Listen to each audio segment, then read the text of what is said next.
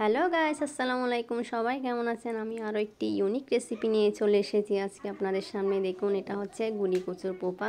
তো আপনাদের বাসায়, গ্রামের বাসায় বা দেশীয় ভাষায় কী বলে এটাকে অবশ্যই কমেন্ট করে জানাবেন। দেখুন, আমি এখানে 2টা আমাদের সামনের উঠোন থেকে তুলে নিয়েছি। তো এগুলো ছোটো ছোটো করে কেটে নিয়েছি। দেখুন, এগুলো আমি পরিষ্কার করে রেখেছিলাম। এখানে আমি মরিচ মশলা আর বিচি, ফরাস বিচি, পেঁয়াজ আর রসুন দিয়েছি, আর এখানে দিয়েছি টক পাতা, মরিচ, মশলা, হলুদ আমি সবগুলা মাখিয়ে দিয়ে নিয়েছি। মানে এটা আমি মাখা রান্না করব, হালকা করে কাঁচা তেল দিয়ে নিয়েছি। এটা আমার অফ ক্যামেরায় দিয়ে নিয়েছি।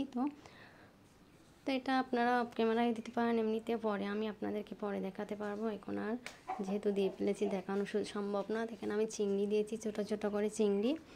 তো দেখুন, এগুলা কিছুক্ষণ সিদ্ধ হবে, মানে বিচিগুলা সিদ্ধ হলে আমি কিন্তু হালকা সিদ্ধ করার পর কিন্তু আমি পোপাগুলা দিব।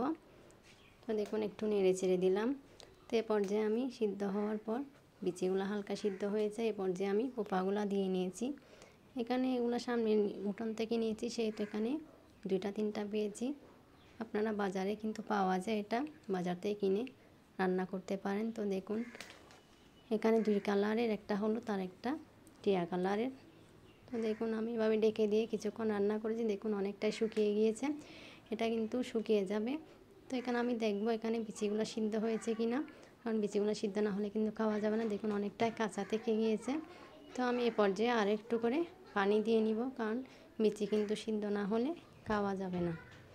তো দেখুন, আমার ভিডিওটি যদি আপনাদের ভালো লাগে অবশ্যই শেয়ার করে দিবেন এবং বেশি বেশি করে কমেন্ট করবেন। তো সবাই কেমন আছেন এটা অবশ্যই জানাবেন।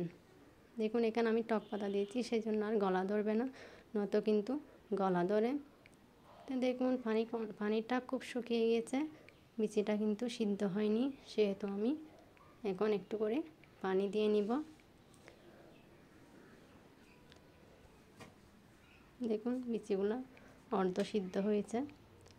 আমি একটা হাতে নিয়ে আপনাদেরকে দেখাচ্ছি। সিদ্ধ না হলে কিন্তু শক্ত শক্ত লাগবে, খাওয়া যাবে না। তো দেখুন, হালকা করে একটা গ্লাস দিয়ে পানি দিয়ে নিয়েছি। এভাবে কিন্তু আর কিছুক্ষণ আমি সিদ্ধ করে নিব, আর বেশিক্ষণ কিন্তু লাগবে না, 5-10 মিনিট সিদ্ধ করে আমি এটাকে নামিয়ে ফেলব। এবার ঢাকনা দিয়ে আবারও 10 মিনিট মতো সিদ্ধ করে নিব। তো দেখুন, এবার প্রায় সিদ্ধ হয়ে গেছে, পানিটা অনেকটা শুকিয়ে গেছে। এটা আপনারা এরকম শুকনো শুকনো বাদা বাদা টাইপের করে রান্না করবেন, কারণ বেশি ঝোল থাকলে কিন্তু পোপাগুলো মজা লাগে না। তো দেখুন, আমার রান্নাটা আপনাদের কেমন লেগেছে অবশ্যই অবশ্যই কমেন্ট করে জানাবেন, আর পারলে শেয়ার করে দিবেন। তো সবাই ভালো থাকবেন। দেখুন, এটা হয়ে গিয়েছে, আমি কাছ থেকে দেখাচ্ছি কীরকম হয়েছে। খেতে কিন্তু খুব টেস্টি হয়েছে, আপনারাও ট্রাই করবেন। ভালো থাকবেন, আল্লাহ হাফেজ।